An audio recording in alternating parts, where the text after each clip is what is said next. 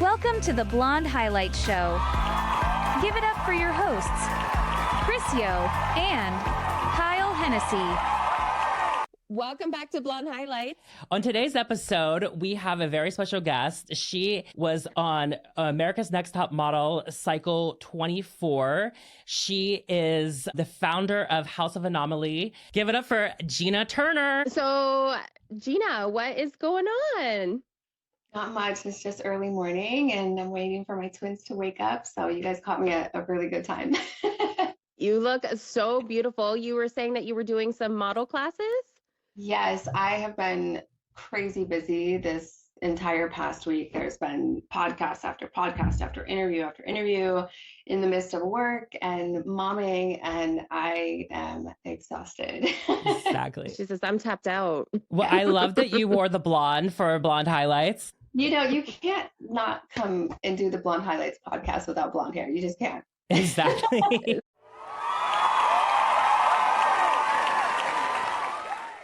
Can you tell us a little bit about your experience? So for some of our listeners who maybe don't know your full story, could you share a little bit about your experience, and then maybe we'll dive into some of it. I had like a 50-50 situation. When I went into it, I mean, my first introduction to the judges was a little bit kind of 50-50, and I guess I should have known how the interviews kind of like started versus how it ended, that was going to also be my storyline or character like roundup, I guess. But when I went into it, we go in, we introduce ourselves, we say where we're from, and then I was asked, what makes you special, different? I forget what other term that she used, and from my memory, I didn't initially jump to, oh, well, I have alopecia and it's autoimmune and it's this and it's that. I jumped straight into, okay, well, I'm short. I'm not the average height in the industry, but I feel like I have a unique face. I've been told I look like an alien, a mannequin, a Barbie my whole life, and that I also look weird, and I feel like there's something to attest to that, to this industry. Mm-hmm. I didn't just jump into it telling them about my hair, and they rephrased that. I think now people are slowly starting to understand the concept of editing, right? So I feel like they flipped that to the audience to immediately jump into, let's talk about my hair.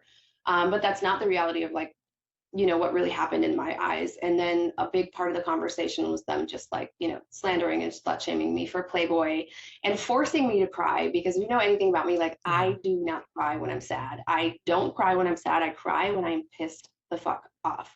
Anyone could tell you that. My mom's right here, and she can tell you that. Mm-hmm. And so, I think right away they jump into just that editing transition of my hair and me crying, but in reality, it was because I was being slut shamed and screamed at, but they edit all of that out, right? So right away you get this girl who seems sad to the audience, but that's not really my character. That's not at all who I am. So they fabricated that right from the jump. But because they fixated on my hair story, that was kind of my first half of the season. I was, the underdog, the girl that, America was rooting for, and they wanted her to win so bad because they attached the sub story to me. And then halfway through the season, then they throw out oh, Playboy, and now the character assassination comes in, and now suddenly I'm a bitch, and suddenly I'm evil, and suddenly I'm interjecting in photo shoots when I'm not supposed to.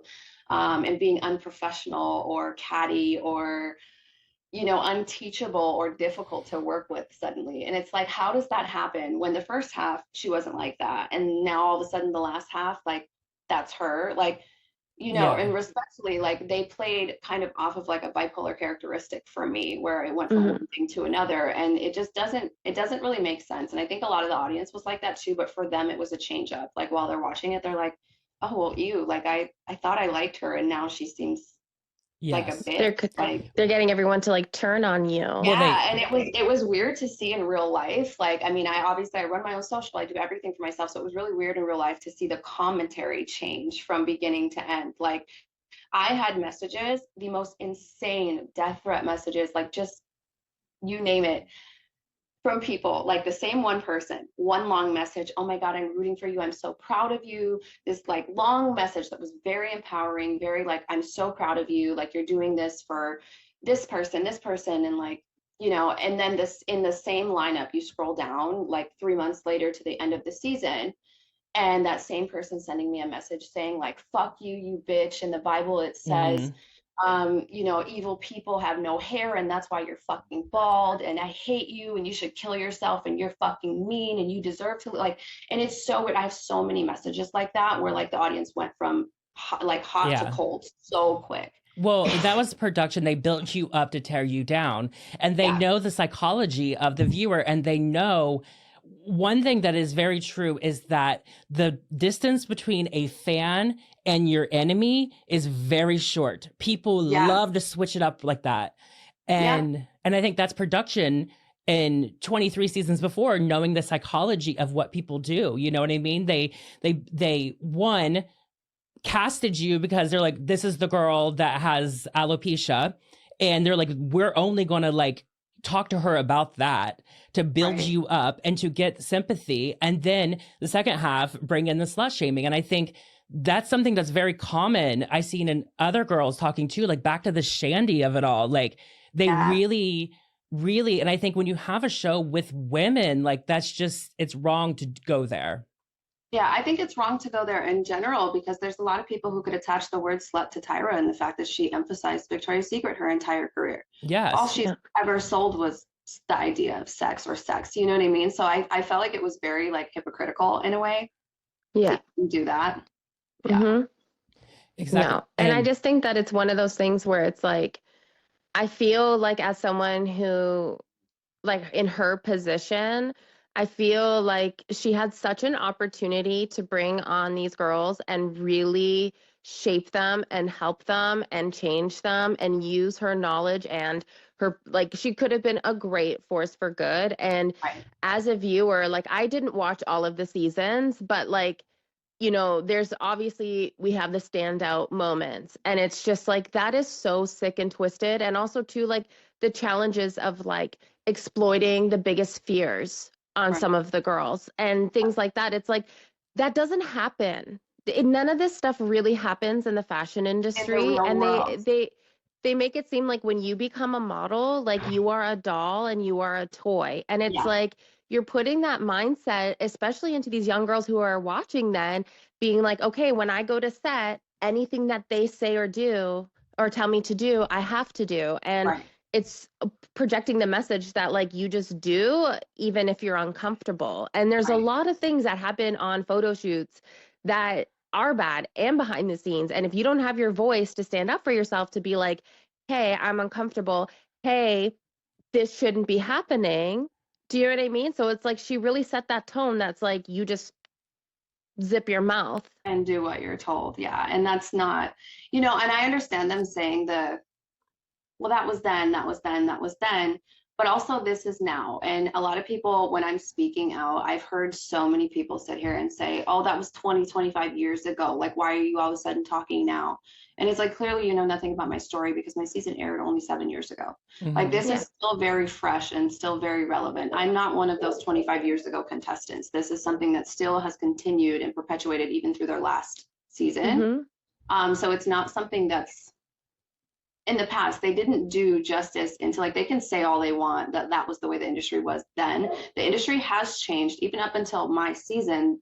It was, the industry had already been inclusive. It had already been, starting to be different, but they still use that like attacking and like forcing you into uncomfortable scenarios, when in today's world of modeling, that's not how it would be. If you were uncomfortable on a set, you could walk off. Your agent might get mad at you. You may have to pay, a portion of production fees, and that might be deducted from your, what you owe your agency and how all of that works, but like, you wouldn't not be able to leave. You wouldn't not be able to have a voice, even when I did the season. You know what I mean? Like, they didn't change.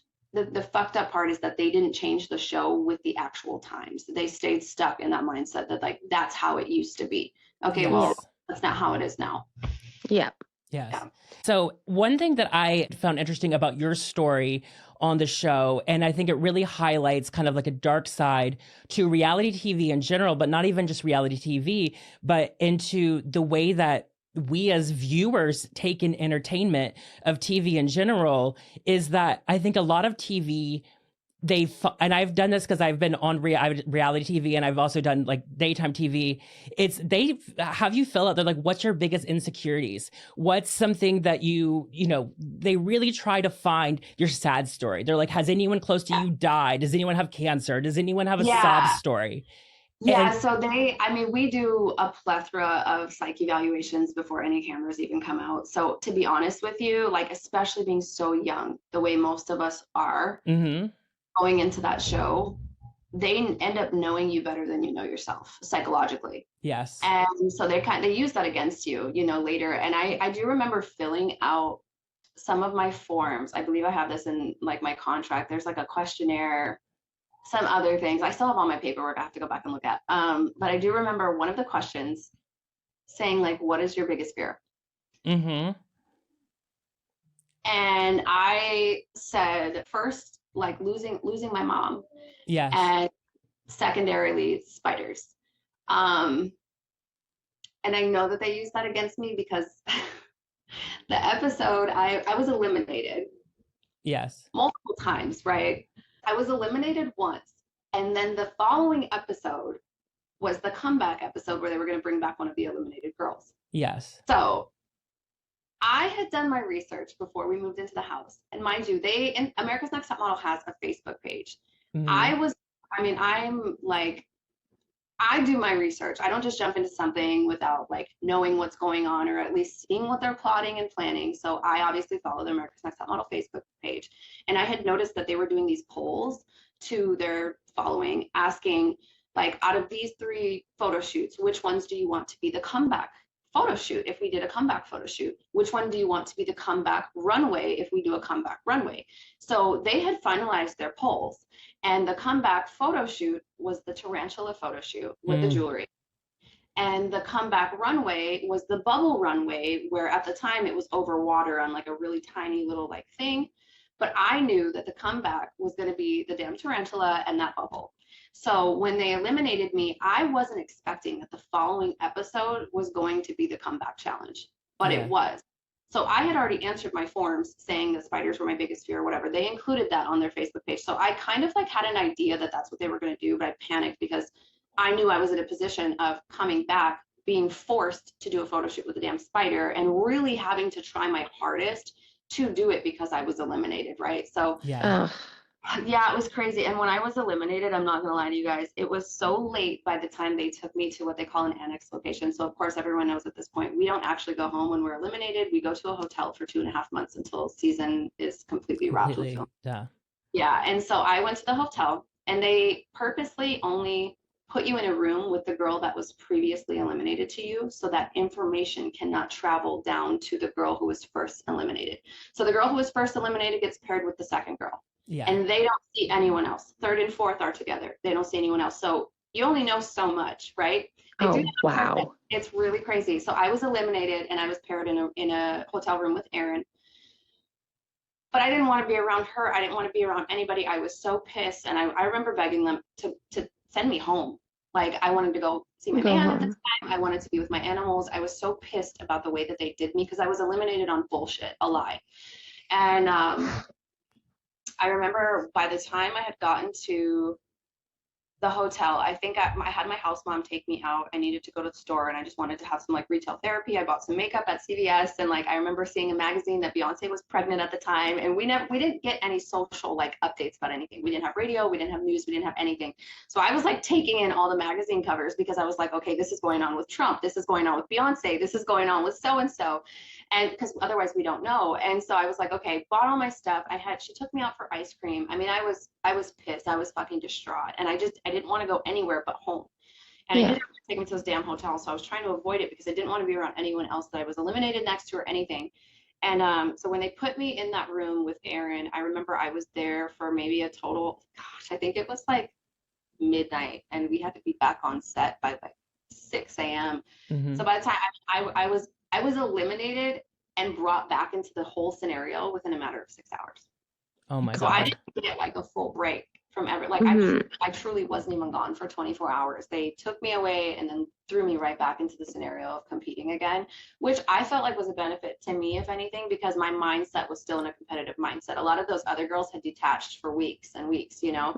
And so it was just insane. And then to come back, and then the first thing that they tell me is, well, is that your photo shoot is a tarantula. So, I was like, that literally is the one thing that I told them was my biggest fear. I mean, the only other thing they could do is have my mom in front of me and slaughter her and then tell me to do Yeah.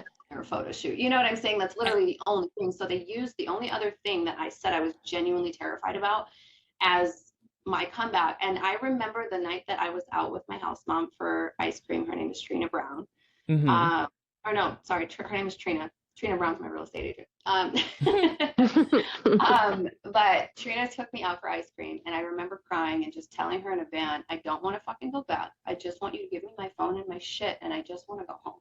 I don't want to do this anymore. I'm Yeah. sick of them, my character, and like torturing me behind the scenes, and just it's too much. And she was like, listen, in a van, mind you, I'm not mic'd, there's no cameras, there's no nothing. It's the transition from set to now Yeah. just hotel. And she tells me, I'm not supposed to tell you this, but I want you to know that the comeback photo shoot is exactly what you were talking about. It was exactly what you told the girls in the house. It's exactly what you know is coming. And she's Mhm. like, you have to stay. And she was like, this is going to be so good for you. And she was like, trust me. She was like, just stay. And so I know that in a weird way, they had already had it like scripted that I was going to be a comeback girl in a way, but it's like at the end of the day, that doesn't change the fact that I still have to put a fucking spider on my face. And then they want to put it on my head of all fucking things. Like my scalp is still sensitive. It's not used to being exposed like that. You want to put a spider on it that has, you know, venom that comes out of its little hairs on the end. A lot of people don't know that it's not just from their fangs. It's their hairs have that same venom that their fangs have. It's so you break out in a rash. And you want to put that on my head and my face? Like, of course they're going to put it on my head and my face. Everyone else had it on their shoulder or some, you know, on their chest or whatever. Like they want to put it straight in my face. Yeah. Oh, yeah. Yeah. It's like evil. It's like Saw. Yeah. It's giving Saw vibes. Like you want to really play a is. game. Yeah. And they got mad at me because initially they had put, so I'm going to give you guys like a full description of how this happened, which was not on camera whatsoever. So they put the spider here and she's got a wrangler, right? That like they're trained or whatever, but they gave me the biggest tarantula of the two. The female tarantulas are the biggest. Yeah. And the people that you see with like the smaller tarantulas, those are male tarantulas, but the female ones are big.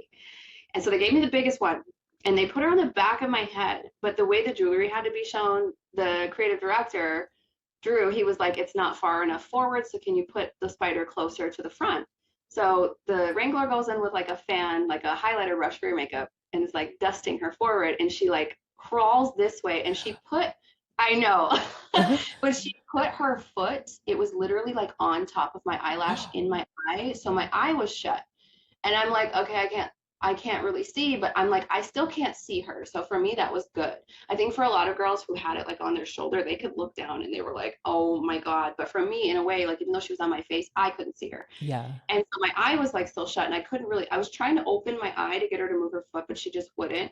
And like, I remember I flicked my eyelash a little hard and she kind of crawls back just a tiny bit off my eye, but she was there. And I had to like psychologically convince myself, I was like, okay, I'm bald, but it's a hat, it's hair, like it's a wig, it's a little tiny wig, but it's a spider.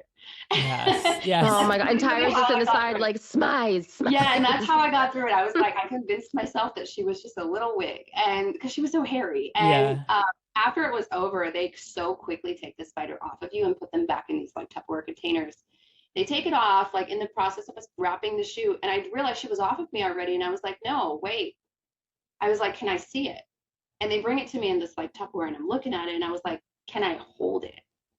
I don't know what possessed me to ask them to hold this fucking spider because I would never in a million years. I'm terrified of like daddy long legs and the little tiny spiders, not some massive spider. And I think for me, it was just a matter of like truly getting over a fear because if I didn't actually see it or experience it outside of that, and a lot of like these photo shoots and things that we go through, I mean, you forget, like that's what happens with traumatic moments. Your brain intentionally blocks those memories out, right? And I didn't want to not remember that. And so I was like, you know what, can I hold it? And they were like, you really want to hold it? And I was like, yeah, like I want to see what was on my head. So they were like, okay. So they put her in my hand.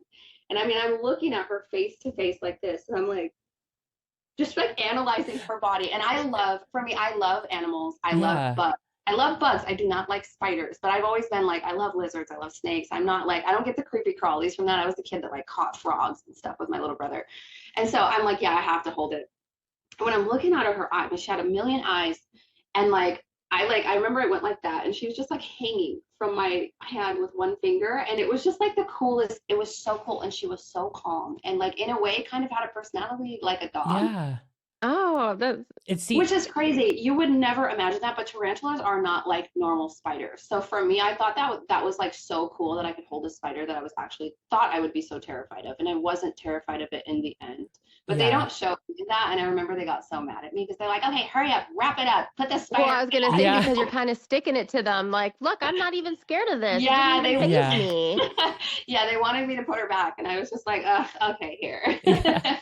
The way So that it was pretty cool. the way that my brain works, I'm like, it was just too like woman to woman, like empathetic. Like she understood Yeah. you understood her. You're Yeah, both and being they're exploited. Yeah, and they would also tell us. So spiders like that have a certain body behavior that they do when they're calm versus when they're scared. So calm tarantulas they look smaller, but it's when their legs are bent like that and they're like this. When they're scared or they don't like the energy that they're on is when their legs spread out and they look really big. So that's to make them look scarier to a predator. Mhm. Okay. So my spider, she was just chilling. I should have known from the jump that like she felt my vibe and I felt her. I don't know. Like if I'm like being very honest, if she really truly felt how terrified I was, I feel like she should have been like big and expanded, but she wasn't. And I didn't know this until after I started doing some research on them. Yeah. A lot of those girls had spiders that were like big and wide and like terrified on them, and they were scared. And like, I think I just You're like, I'm one with the yeah. spider. Like, Yeah, at this it doesn't point, faze me. I told them this is not on camera, but like I remember them like showing us the spider out of the box when they were telling us about the shoot before we got into hair and makeup. And I was like, okay, but I don't have time to like kind of be scared, but I am terrified. And they asked me, Jeana, how do you feel about this in front of all the girls because we're all lined up? And I was like, you know what? I was like, I don't know, I was just talking shit at this point, but I think I said something along the lines of like, I'm going to be the most venomous bitch that these girls have ever met at that I point. love it. I was fucking mad. Like, and in a way, I kind of looked at myself like the spider. I was like, fuck it. All these girls are scared of the fucking spider. Like, I'm now the spider. Yeah. Yeah. Yeah. What I noticed is in that situation, like the way that they played on that TV and production, their side of it's going to be, yes, exploiting people's trauma makes good ratings. Yeah. And I think it opens this question to the broader question of like viewers is, should we also have to hold ourselves accountable a little bit, like as a viewer of like, we're like perpetuating this kind of system. And you look at like, just any sort of TV, you look like the Dr. Phil kind of shows and all of these, it really is pulling out working on people's emotions for, you know, it's exploitation. Yeah. Yeah. It definitely is exploitation. And you How were saying much about the mothers, like they did do that to a girl. Her mother was shot and they made her do a photo shoot of being shot. Yeah.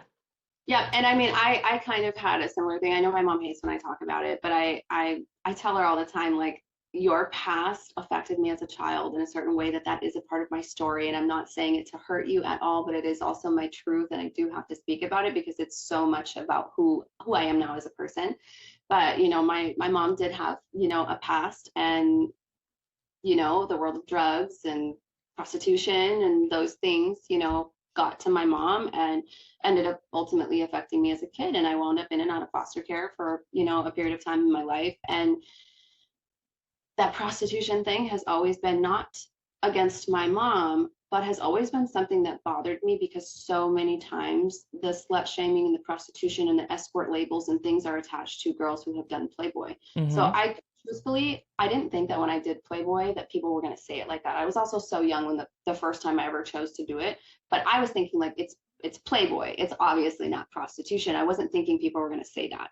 Yeah. And they did that to me on my season. Like the moment that the topic of Playboy came up, when the character assassination started, they constantly would like, I mean, right off the bat, actually, Tyra, you know, she told me I sounded like a prostitute when I said sex sells, and I was short, and I used to do lingerie and swimwear and fitness modeling, and that worked for me before I could get here at this point to even pursue fashion. She told me I sounded like a fucking prostitute. And then later on in the season, I mean, I got all these, like, all the girls in the house would like make these comments about, like, I'd be on set, you know, and like I was really tiny. I think a lot of people didn't understand how tiny I really was. I was 86 pounds when I moved into the top model house. I was 86 pounds. I was really, really skinny. And so, as much as people want to say, oh, being ultra thin in this industry is the best thing for you, it wasn't, because so many times when I was on set and they would be fitting me for my looks, nothing fit me.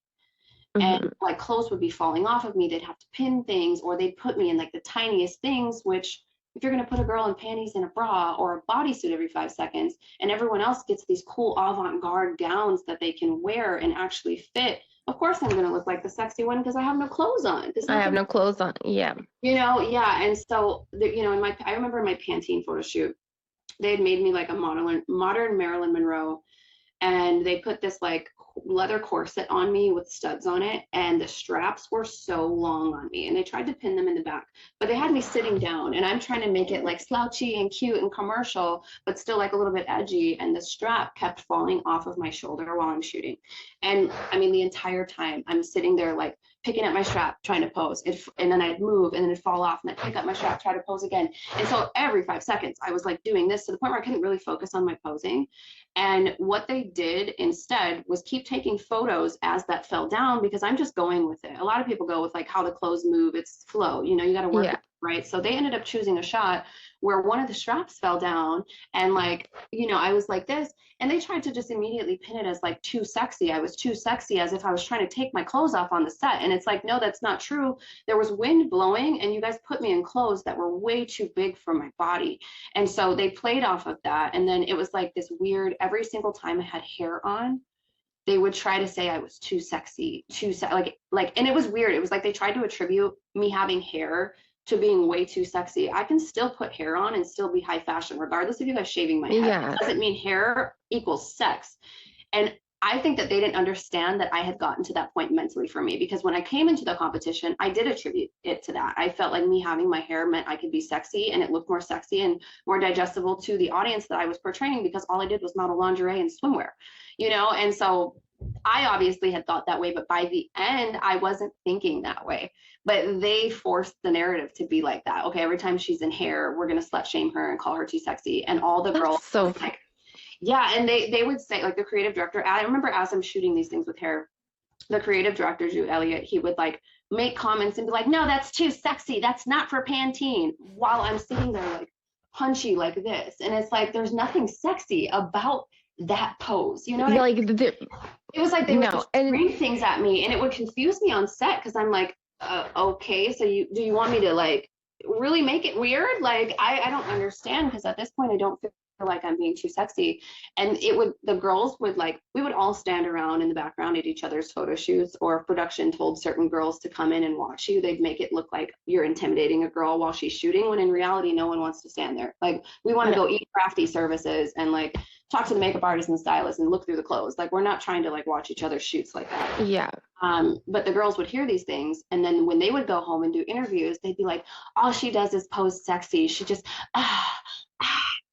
they would do that. Oh my God. Talking about me. And it's like, if you guys have any understanding of like my mentality as a woman, I don't care how sexy my career has looked, that is a fucking facade. Mentally, yeah. I'm 86 pounds. I have no boobs. I have no curves. I'm bald. I have an autoimmune disease. No one tells me I'm sexy. Everyone tells me I look like, and this is an unfortunate term to use because I know it's so politically incorrect now, but I would be called a tranny all the time. And people would ask me like, oh, do you have a dick? Like, oh, you're not a female. There's no way. Like, you look like a fucking man in a wig. Like, I would hear the craziest things. And so mentally, I never looked at myself as sexy. That was just a front I was putting on. So like, for them to tell me like, all she does is, come get me. Like, what? And you know what? It's also one of those things where it's like, once again, on a real photo shoot, if something doesn't fit you, if something was falling, they clip it. Yeah. So like they're obviously letting that slide down your shoulder. They're making it slide down your shoulder. They would have known your size and everything for Right. you coming onto the show. Right. They would have provided everyone with the measurements. So the fact that they didn't have anything to fit your size, that was, I feel, was all just like a psychological thing to get you in a head, like a headspace, and then throw you in these clothes and set that tone. Well, before we wrap, we have to wrap in just a minute. Okay. Do you have any, just very quick, one message that you would say to Tyra or production or anything? Just a quick. Yeah, to Ken Mock, I would say a major fuck you.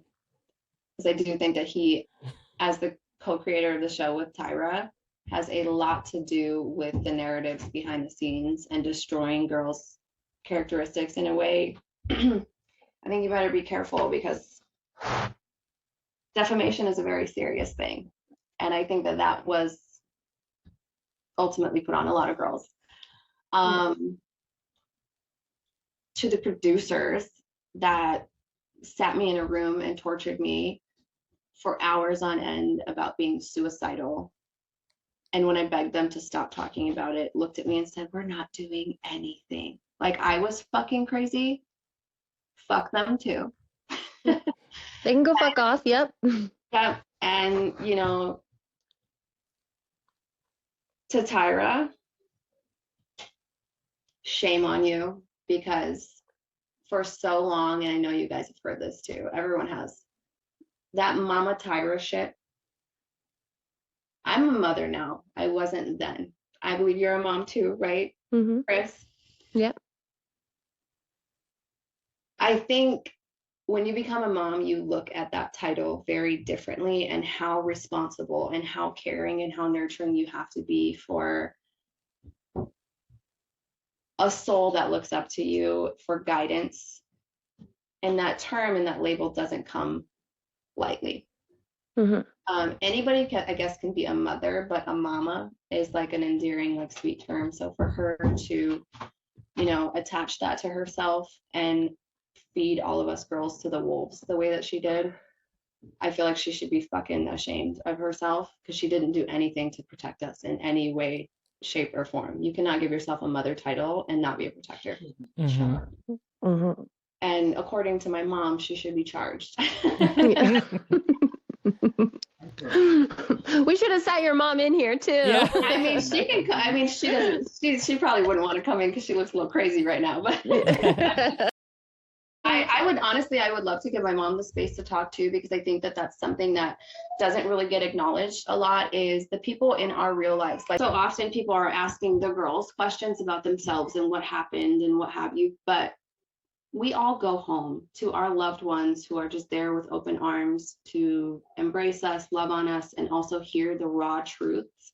The people that are around us that never get on camera, our mothers, our sisters, our brothers, those people truthfully know so much more than anyone else. And they also see it from a protective lens and very differently, because they know us to our core. And I don't think that there's enough light shown on the people around us who get to see the real effects of how it affected the person that you guys are asking questions to. You know what I mean? Yeah. Well, we would love to have her on if she's interested. We would love to have you back on and bring her in. What's your mom's name? Sorry.